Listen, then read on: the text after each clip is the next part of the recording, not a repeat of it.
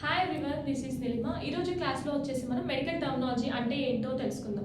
చాలామంది medical coding training తీసుకున్నప్పటికీ medical terminology మీద ప్రాపర్ నాలెడ్జ్ ఉన్నప్పటికీ అది ఎలా యూజ్ చేయాలో తెలియదు.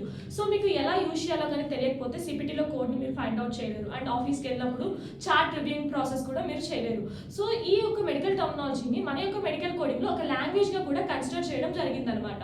సో ఇక్కడ వచ్చేసి మనం మెడికల్ టర్మ్కి సంబంధించిన ఎగ్జాంపుల్స్ అనేవి చూద్దాం. ఫర్ ఎగ్జాంపుల్, ఒక ఫిజిషియన్ అనేవాడు డాక్యుమెంటేషన్ లో పేషెంట్ కి ఒక ఎనటామికల్ సైట్ దగ్గర ఒక పార్ట్ ని రిమూవ్ చేశారు అని చెప్పేసి చెప్తారు.